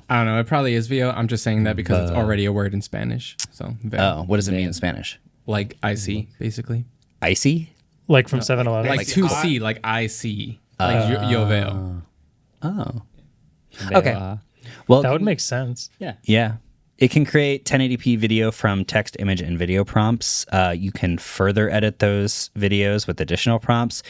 They had testing extending the scenes, which was That was the cool, coolest part of it, I think. which I think was like a direct shot at Runaway, because that can only do like 30-second video clips right now, I think, possibly 1 minute. Well, I thought it was cool because it wasn't just that it extends that, is I think it was you could put a clip in and say, make this longer. Right. And then it would make the clip longer by just like, it basically is like content aware fill where you need a photo that's bigger. Yeah. But it does it on a video. I think that's awesome. There are so many times where you're like, found footage, this doesn't really roll enough of the B-roll that I need Yeah. here. Like if there's gonna be Make it 5 2 more seconds seconds, longer. yeah. That's I had do a remember. I remember right after Dolly came out, people were basically making these videos of like how to make your A-roll setup cooler with AI, and it was basically like they just had a very contained version, and then they generated a filled out image that's awesome. of their office to make it look like they were in a bigger space. That's sick. Which is kind of cool. But now VO can just do it for you. The nice thing too is it maintains consistency over time. So if you have like a character, the character will look the same, and it doesn't do that random stable diffusion thing that AI generated video used to do, where it would like flash in and out and like change shapes slightly and keep moving around. It feels like we're only a year or two away from like being able to remove a fence from the foreground of a photo. I don't know, dude. Chill. Only God can do that. Seems like I we're don't closing think in. that's nobody knows how to do that. And then Wait, sorry, real quick. Adam and I were just like fact checking some stuff, and we found something that's like too funny not to share with you guys like immediately. This is when Google announced last year Lyra, which is the actual model that does a lot of their generative audio. Look at this image that they use. I just sent it to you guys in Slack. wait, that's just the waveform That's logo. just like our thing. It's literally our waveform clips background. Yeah. like the with colors same are the colors. same, and like the gradient's the same, and Wait. like it's kind of the same. That's exactly the same. Yo, Google, send us some IO swag from this year to make up for this because this ain't steal cool. this from us? You stole this from us. It's like right on the top of the page. Wow. I'm It's tagging literally- Tim in this and seeing. It's literally the purple into scarlet color. We'll Sorry. get back to that and see Yeah. what That's Tim's thoughts are. Okay. All right. With the VO thing, they said it's going to be available to select creators over the coming weeks, which is weird that you have to be a creator to apparently use it. And I think what they're trying to do is control the positive narrative by giving limited access To artists who will people treat it will, carefully. that will say positive things about it, which is fun. Super fun. Okay. The pain in your voice as you said that. This actually is kind of cool. We found out there's some nuggets in this needle stack. You know what I'm saying? So Nugget. Wait. Wait, you mean there's some needles in this haystack? no. Oh, needles in this I nugget don't stack. mean that. There's some nuggets in this in the hay needle in this stack. needle Hay in this needle stack. If you like hay, that's why I said nuggets, like chicken nuggets. So they have multi-step reasoning in Google search now, which is cool. This is actually something that Andrew was specifically calling out a couple weeks ago. This is so close to my Google Yeah. Maps idea, I feel like, but it's not quite. yeah. Okay. Do you want to describe it? Yeah, pretty much, it's kind of like using Google search and maps and reviews and putting it all together so you can have a more specific question or suggestion that you want. So theirs was like, I want a yoga studio that's within walking distance of Beacon Hill, is what they said, within a half an hour walk of Beacon Hill. And it's going to bring up different yoga studios that are within those parameters that you set, and then based on the ratings, the higher ratings in there. So it's an easier thing for you to choose rather than just being, I guess it's not that much different than just searching on maps, but in maps you would have to see like, oh, that's 20 blocks away from me. This is actually like gathering that into what it deems as walkable in half an hour. So yeah, the specific example they used was find the best yoga or Pilates studio in Boston and show the details on their intro offers and walking distance from Beacon Hill. And so it generated, again, this is like the generated page, so it's like kind of scary in a lot of ways. But it pulls up like 4 that are within the 30-minute walking distance from Beacon Hill, and it shows the distance, and it shows their intro offers, and it shows their ratings. And that's really cool. I can't deny that. I will say like a real world example of this is last Saturday. Because Friday night there was an insane eclipse all over North America. Not eclipse, there was a Aurora Borealis. because apparently like So geomagnetic. mad. I crazy. missed that. You didn't miss Everyone in anything New around York and here. New Jersey It was missed hard it, to man. You would have had to get Yeah. anywhere else in the United States. Okay. Yeah. We tried. I was depressed. I got into bed after getting dinner with Ellis on Friday night, and it was 12:30 in the morning, and I opened Instagram and I was like, "What the heck is happening?" And what do we do the next day? We drove to Montauk, but the whole morning I was like Googling like, what's the weather here? Okay, and then I had to go on Google Maps and I'd be like, how far is that? Okay, and I had to look at the radar of it again. And so I was jumping back and forth between these tabs like crazy. I was going back Google Maps and like these weather radar sites, and like how clear is the sky during that part of the year. So if I was able to just, if you could trust these generative answers, ask the question like, what is the closest dark sky park that won't rain today that I'm most likely to see the aurora borealis from? And it would just tell me the number one answer, and I could trust it, which is the biggest thing.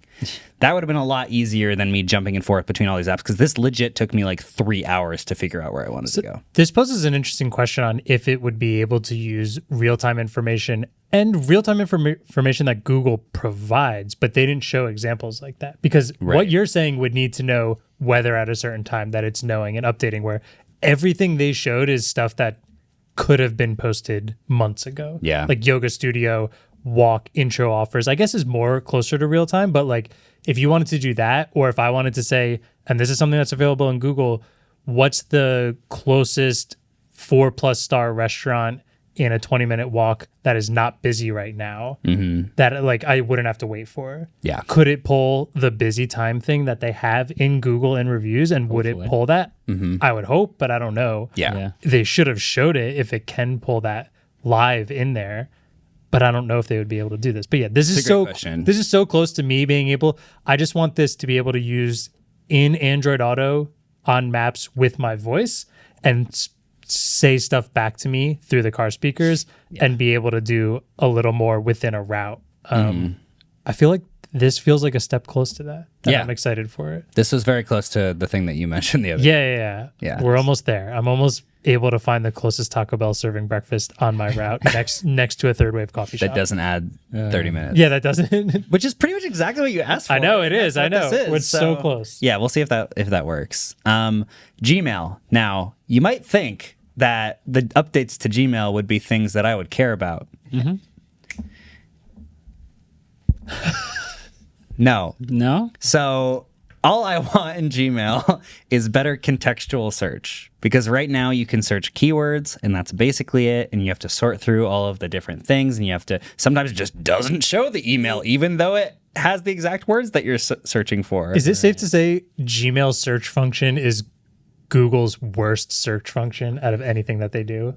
I would say so. I think it is impossible. Do you know how many times I try and find my mileage plus number in my Gmail, but I just get 400 United promotional emails that have never been opened? It's like, if I'm searching for something, I probably want it to be something that's been opened and read before. This needs the exact same update as Google Photos just got. Yes. Yeah. Which is, tell me my mileage plus number, and then it goes, here's what it is, and here's the email that showed it. Okay, so that's a perfect analogy, because the Google Photos thing, you ask it a question and then it brings you the photo that you want to see. Right. The update to Gmail that they just added is you ask it a question about your emails and it generates you a response. It doesn't bring you to the email that you need to see. It just tells you about your emails, which I don't trust, because I just want to see the email. See the email. Yeah. So it can summarize an email chain, which is like, I guess, sure, maybe how long your email chains. I know corporate email chains are probably really long and possibly annoying. Still don't trust a generated answer of things. You can ask Gemini questions about your email. Okay. It has suggested replies that are generated by Gemini, which is not that different from the suggested replies it already has right now, except that now it's suggesting like full replies instead of just like, hey, Martha, as like the beginning of the reply or whatever. One of the examples that they got on something you can do in Gmail with Gemini is they asked it to organize and track their receipts. So it extracted receipts from emails that they got from a specific person, put all the receipts in a folder in Drive, and then created a Google Sheets document that in a bunch of cells like organized the receipts by category. Damn. That was awesome. That was cool. It was cool, but it was like so specific and neat that it can do all that, and it still probably can't find my mileage plus number. Yes. Yeah. I bet the rabbit could do that if I took a picture of every receipt I've ever had. I think this is cooler though, because it can show. Sorry, I missed the sarcasm completely there. Yeah, I love that was the number one thing that people were amazed by with the rabbit. They were like, it can make tables, spreadsheets of simple spreadsheets. Hey, the Humane Pin can do that soon. Sometime in the future. Yeah. I think the biggest problem with Gmail's contextual search right now is the signal to noise ratio is terrible. Like you were saying, like there's one email that says your Mileage Plus number. All of the other ones are promotional. Yeah. Signal is 1, noise is 999,000. Yeah. Maybe they just did a bad job at explaining it. I'm hoping Gemini for Gmail search could be really awesome. Yeah. Because I need it so bad. Yeah. I'm so sick of digging through my email and just not being able to find things that are literally things I or a friend typed to me. at I've some point. legitimately just thought about just nuking my whole email and just starting a new one. Start Because over. I'm like, I can't find anything. That's not a bad idea. I think It's- about it a lot, but it's And I wish you could do that with phone numbers, but you're just getting someone else's like phone number that they're reusing, so it's kind of pointless. You're gonna get spam anyway. Yeah. Yeah. I remember yeah. sorry, this is random. No, go ahead. moving a couple years ago and getting solicitation mail and being like, how is this possible that I'm Yeah. getting mail? This is a new address. It doesn't make any sense. Anyway. Yeah. Yeah. Okay. I would like that to happen. So they're creating this new workspace side panel that's going to be going into a lot of the Google Workspace apps like Gmail and like Google Meet and like Google Chat which is part of Meet, but no one I don't think ever has used I had to take a before. minute and be like, what's Google Chat? I forgot that I was a forgot thing. it existed. Yeah, because it's a chat client by Google and you just don't use them because they Oh, won't show it. Hangouts? Oh, right. Yeah. Oh, no. No. Oh, Allo. sorry. Wait, was it Allo? Duo. Oh, Wait, was it Is it Google Messenger? That's what it was. Yeah. Messages by Google? Oh, messages. Or is it I think it was Android in- Messages? I thought it was inbox. All right. Yeah. So that side panel is how you're going to interact with Gemini in order to interact with all of your Google stuff. What I found kind of frustrating about this is that it's only in Google Workspace stuff. Oh. And to me, this is their version of Apple lock-in of like, we're giving you all these Gemini features, but you can only really use it in Google products. So Which- also like if you have like a regular account that's not a workspace account, does that No, still work? you can still use it. Like that's Okay. part of Google Workspace, I believe. Like So like Gmail is me Google as a Workspace person, product. me as a person with Google Calendar and Gmail and 3 or 4 other Google services, I can. You can use Gemini through that. Okay. Yeah. Yeah. They introduced this thing called a Gemini-powered teammate. If you use Google Chat. forgot about this. So Chip. Chip. So Why do they name it? Stop naming. I actually named it Chad before they named it Chip, and then they were like Chip, and I was like, Chad was. To be fair, that it wasn't. That's not what its name is. You can name it, and they Yeah. named it Chip as just a joke in the thing. Got it. Yeah. Yes. So the way this worked is imagine a Slack channel where you're all talking about stuff, you're all like sending files and documents and stuff. You have an additional teammate that you can name whatever you want. We should name ours Chad if we ever do it. But you can say like, "Hey Chad, what was the PDF that I sent to Tim last month? I can't really find it." And Chad goes, "I'll go find that for you." And then it comes back and it gives it to you. And it can ask information about it. So it's basically an employee. It's a personal assistant. I'm on board. Yeah. Yeah. So, but that's like only in Google Chat, which literally no one has ever used in history. This is gonna be dead in a week. I did not know that this was a product. Yeah. Like, I Neither know. did most of them. Yeah. On Gmail, you can see the little chat, like, because you can rotate between Gmail and Google Chat, like, whenever you want, which is a thing that you can, like, get rid of or opt out of that I always. I've Whoa. never. I know. Oh, look. It gives Oh, you look, the it can intro invite prompt. everybody in our work. Yeah, I'm pretty sure only Google uses this, so I'm not sure how helpful this is going to be. Okay. But it's an interesting idea. Marquez, the last time we talked in it was 2020. I didn't know I'd use this. Yeah. This isn't Hangouts. What? It probably was Hangouts when we were talking. Chats. Yeah. Oh. Huh. Did we say anything fun? Well, this one says I haven't used it since 2013. So Oh my God. That means it was just GChat, right? I don't know anymore. I don't know. Who knows? I can't believe we live in this hellscape. It's basically like a live like Slack bot doing things Yeah. for you. Yeah. Yeah, it's a Slack bot that is like contextual and can grab different files that you've used. Which I think is that's pretty cool. Yeah. It's really sad that it's only in Google Chat, but Yeah. you know. But also makes sense, I guess. They're Yeah. not going to build it for Slack Correct. first to show off at I.O. Yeah. Okay. They have a new thing called Gems, which is basically GPTs. You know how ChatGPT has a custom GPT you can build that's like, this is the math tutor GPT and it only talks about math.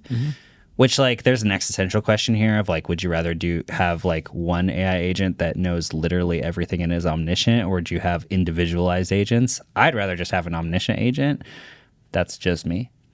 But you can have GEMs, which are specialized Google Geminis. With ultra deep knowledge of specific topics. And yes, well, sort of. No, it's the same knowledge as regular Gemini. It's not deeper than regular Gemini knowledge? No.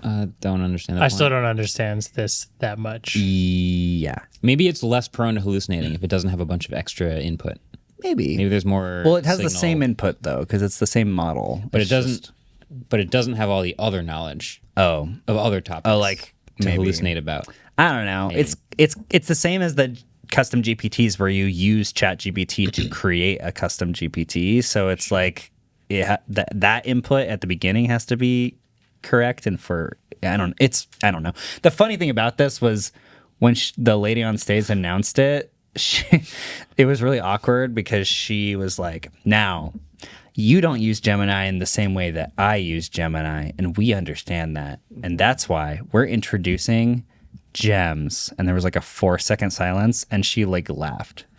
There had to have clearly been on the teleprompter like hold for applause, and nobody it was just too deep into, like you said, this soulless event. It was not her fault. It was just like, it was not a great naming scheme. Everyone was out of it. At this point, there were multiple camera cuts of people yawning in the audience. Yeah. And I just think she was waiting for an applause and it did not come. And she had like And an that was awkward brutal. chuckle. I felt really bad about that. Yeah. Okay. Some more stuff. Trip planning, which is the stupidest. They're building out the trip planning stuff for some reason. And now you can like talk to Gemini and tell you about the trip that you want. Oh, and then it'll make you a trip. And then you say, oh, but I'm allergic to peanuts, so don't bring me to a restaurant that likes peanuts. It goes, oh, okay. And it swaps it out for you. For a chocolate factory and stuff. So it's like modular. I don't want to give up control to an AI, but maybe people do. I can only assume they're so into this because of like the way they're making some sort of affiliate money on all of these different travel 100%. things. Like, I don't want to just like say, plan me a trip here, and then I know nothing about the trip I'm going to. Yeah. And that's what it wants to do. There are some psychos who would do that.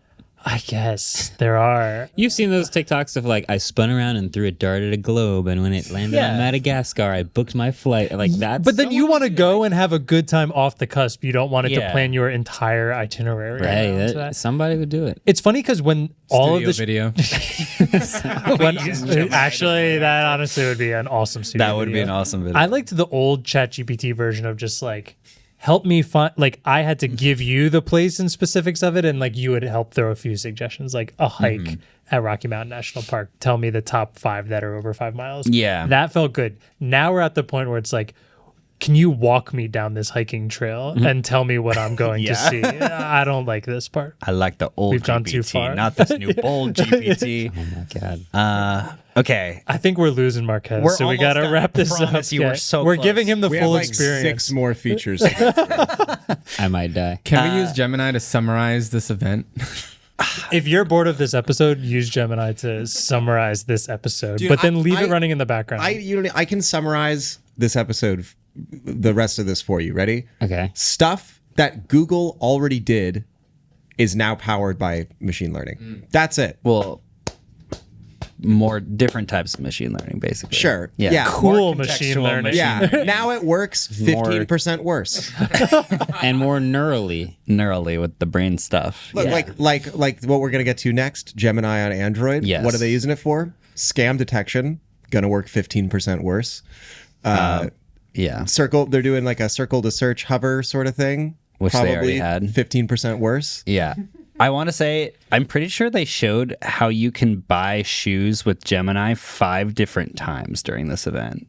They're very into live shopping. Yeah. Yeah. I think Google's really trying to amp up the live shopping affiliate stuff because I think they see the writing on the wall for like search not making money anymore in the distant future. So they're like, how can we just like create new revenue streams? Well, they're killing off their their ad streams by summarizing all the websites that they sell ads on. So now they're just going to make the affiliate marketing through the the e-commerce that just appears directly under the search. Because Google AdSense is like, oh my God. Yep. They're the backbone of the web, and they're also throttling it and making sure it doesn't work anymore. Yeah. Great. All right. Great. Gemini in Android. Cool.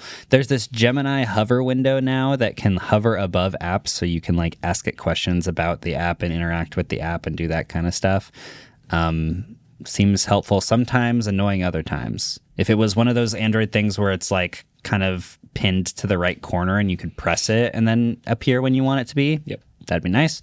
I'm not really sure how they're integrating it, but You know what this is giving me the vibe of? I feel like Google doesn't know what to use AI for. And it reminds me of like that too. It reminds me of like when Apple makes a new thing and they're like, developers will figure out what to do with it. yeah. Like Google doesn't know what to show the AI doing. So it's just doing a bunch of things it already does. And they're just like treating it as a new language almost, where they're like, developers and you guys will eventually figure it out and make it useful. Can I have a counterpoint to that? Go. I think Google knows exactly what their AI can do. And just like with Bing and like old chatbots that went off the rails, Google is way too scared of the power that they have and what people could do with it, that they have to show the most minuscule safe examples of things and release it in a very safe way because they know how much power they have. Buying sneakers. Yeah. Make us some money. Don't do anything that would hurt the our entire brand. Yeah. I think that's my take on it. Yeah, but at this point, everyone already kind of sees them as losing to OpenAI.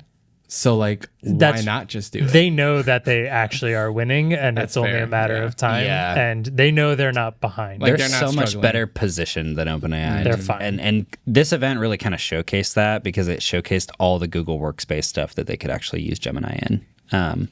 This isn't a joke, though. We still do have 5 more things to cover. But I'm from going to Google go I/O. quick. Yeah, so I let's- promise. They're Yeah, we'll quick. get through it. Okay. So in the Gemini and Android floating window thing, you could be watching a YouTube video. You can be asking questions about the YouTube video while you're watching it, which is semi-cool. However, it hallucinates and gets stuff wrong. Someone gave an example. They talked about pickleball again because that's all the tech bros talk about. And the Google executive, who is now into pickleball because of course you are, was like, is it illegal to put a spin on the pickleball? And it was like, yes, you cannot do spin on the pickleball. And some pickleball person on Twitter was like, what? Yes, you can. So that's fun. It now has AI-powered scam detection, which is kind of creepy because it is it's listening to your phone call when you pick it up, and it's listening to what the other thing on the end of the line is saying, because it might not be a person, it might be a robot. By then it's too late. And it will tell you, so the example they gave was like someone who had answered a call and was like, we just need you to like click this link and blah, blah, blah. And then on the phone, there's a little pop-up that says like, this is probably a scam. You should hang up now. I actually think that's awesome. Great for old people. Except that it's listening to you all the time, which is weird. Yeah, which is weird. And I imagine they're going to probably do something about like, it's only on device and we don't do anything with the information and we get rid of it immediately after. Mm-hmm. I think it would be super useful for people who would fall for those scams because so many of them, it takes 30 minutes to an hour. Some of them have to go out and buy gift cards and stuff like that. And at that point, it could be like, this is a scam, hang up. That could save people like literally life savings. Totally. I think that's awesome. Yeah. They're calling all of these new Gemini in Android features Gemini Nano with multimodality because we need more branding. And it's, starting on Pixel later this year. I imagine it'll get moved out to more Android phones later. They're definitely trying to like build a fortress against Apple and be like, look at all our AI stuff that only Android phones have. Google Chrome is also getting Gemini Nano. I'm not really sure what that means. You can do basic stuff in it that you can do with Gemini Nano now if you use Chrome. That was sort of passive. They're not that scared of other browsers right now. They still have way too much market share. So last year, they also introduced this thing called Synth ID because when they showed off the image generation, they basically talked about this open standard that they want to create where it bakes in this hidden watermark within an AI generated image, because we all used to be worried about DALL-E stuff and now we're worried about other AI things now. But now they're expanding SynthID to text somehow. No idea how they're going to do that, but that's interesting. And also video. So I don't think there's going to be an industry standard, but it's just their version of figuring out whether or not something's AI generated. They made a joke at the end of I.O. where they were like, we're going to save you the trouble with how many times we said AI, okay? We said it 120 times. And they were like, ha, ha, ha, funny. And then right as Sundar was getting off the stage, he said it one more time, and the ticker went up to 121. But then they said it again. So it was 122. I'm just saying. Also, I think that, sure, they can like make fun of that and say all that stuff. But they said Gemini. I think the final count on Gemini was 160 times. And my theory is that they're just replacing AI with Gemini because now they don't need to convince the stock market that they're an AI company anymore. Now they just want to bake Gemini into your brain as hard as physically possible. So they just said it over and over and over again, which was funny. It was funny. Yeah. Yeah. So I think just to wrap this all up, because I'm sure everyone listening or watching is begging for us to be done with this. I'm sorry. It's Matt Ancini from This Is and Austin Evans' channel, I think, had a great tweet to kind of explain why both of these events felt not great.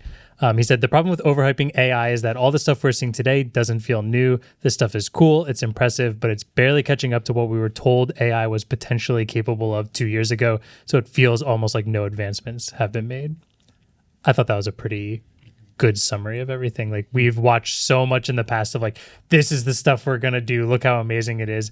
And now we're getting the stuff it actually is doing, and it hasn't made it to that point. I also think they just throw around technical jargon with like model sizes and token like parameterization. And they had a whole TP. They talked about water cooling. They're like, we have state-of-the-art water cooling in our new TPU center. And it was like, who cares? Like, who are you trying to tell this to? Yeah. Big water. Yeah. So yeah, we can start to wrap it up. I'm so sorry, Yeah. guys. Yeah. So Marquez, are you going to go back and watch the events? I don't think I'm going to watch it. You- I do think I got the idea that like Google is trying to make sure everyone knows that they've been an AI company for super long. And then on the other side of the spectrum is Apple, where they're like, okay, we don't need to say this over and over and over and over again, but we do need people to understand that we have at least been doing something AI related. And they're like, these are opposite ends of the spectrum of like how in your face they want to be about that. And both are fine. Both are fine. I don't really have a horse in the race. I'm just hoping they just keep making their stuff better. Well, that is a great place to end this podcast, which means it's a great place to do our trivia answers. How do you have all of them? I don't know. Waveform trivia. But before we get started, quick update on the score. One thing at a time. In second place, we have a tie with 8 points between Andrew, who's currently carrying the one, and What does that mean? David. They both have 8 points. Wait, Marquez got something right last week?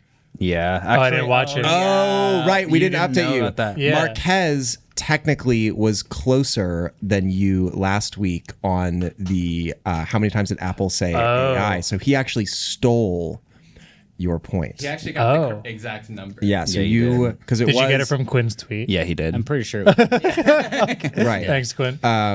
So, yes, unfortunately, Andrew, your lead has been temporarily taken by Marquez Brownlee, who has 9 points. Is this the closest trivia we've had this deep into a trivia? I ever? think so, yeah. Yeah, it's Wow. it's a Beyond tight it. race. It's usually my fault that it's not close, but But question one, Google I/O happened yesterday, a few days from the time this is going to get published, but yesterday from recording. And we all know I/O stands for input, output, classic tech thing. We also know it sometimes stands for Indian Ocean, if you watched any of our domain name specials. Yeah. But according to Google's blog, the keyword I/O actually has 2 more alternate meanings to Google. What are they? And I'm giving 1 point per correct answer. 2 possible points. I have zero idea.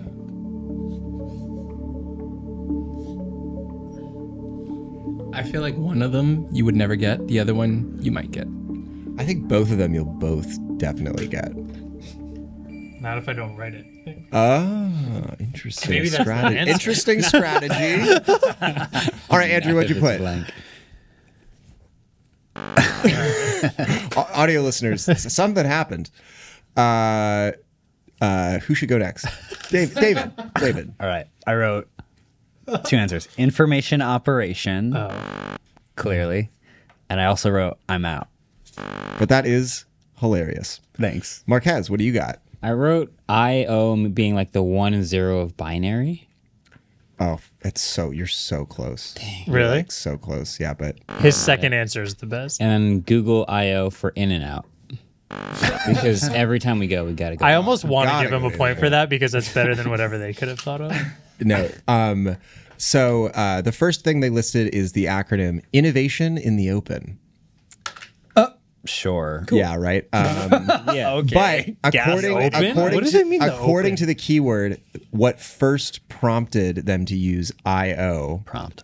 in the original Google I/O was they wanted it to reference the number Google, which begins with a 1 and looks like an I and is followed by a 0. It's technically followed by 99 more zeros after that 0. Yeah. But that would make for a really long event title. Fair. That'd Fair. be funny. So Fair. now you guys know that. Okay. Cool. Okay. Next question. What was the name of the AI in the movie Her, which we recently learned Andrew and Marquez have not seen, so this is going to go lovely. VR 180 creator. Be Me, 2013, midnight, Santa Cruz, California. You're a hippie. You're at a movie theater by yourself, sobbing at 1:30 in the morning when the movie gets out. Actually, it was probably closer to 2:15. What is happening? You sit on a bus for 45 minutes on the way back to campus, and your entire life has changed, and now you're sitting in Kearney, New Jersey. And you could never see Joaquin Phoenix in the same light. Marquez, what'd you write? Siri. Nope. You wrote Andrew? Alexa. I wrote Paula. Paula? Yeah. No. I wrote Samantha. Correct. Let's go. Samantha. Who would have guessed the person who saw the movie knew the answer to that? I actually was thinking really hard. I would have thought that you guys would have seen the movie. I don't know. I thought it was a You pretty thought I'd seen a straightforward question. movie? You don't know me very well. Sam Altman has seen this movie. There was a funny article that was written about the OpenAI event that said, it was called like, I am once again pleading that our AI overlords watch the rest of the movie. Yeah. And it was about how they were like referencing Her at the OpenAI event, but the ending of Her is supposed to be like, Shh. No spoilers. anyway, it was fun. All right. It was haha. We're wrapping this up because little do you know we're recording another episode directly after this. I'm hot and sweaty. Okay. Yeah. Thanks for watching and subscribing, of course, and for sticking with us and for learning about Google I/O alongside us. And we'll catch you guys next week. Did all the people who subscribed last week make you feel better? Yes. It Yeah, worked. No, I feel pretty good. It worked. Yeah. Yeah. The I/O and Google I/O also stands for like and subscribe. Don't ask. Waveform was produced by Adam Molina and Ellis Rovin. We're partnered with Vox Media Podcast Network, and our outro music was by Vane Sill.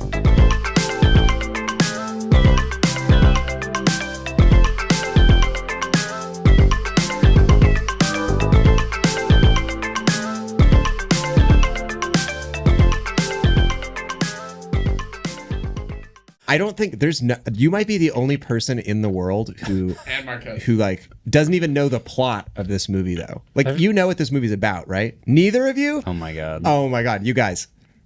This is like, you are the two perfect people to watch this movie with no context. I want to stay as the perfect person to watch this movie with no context. Oh my. All of the AI things we've been talking about would make so much Can you more sense picture to can you picture Andrew coming in after sitting through yesterday's Google I/O and then watching Her for the first time and being like, I get it. Bro, Her formed 90% of my personality.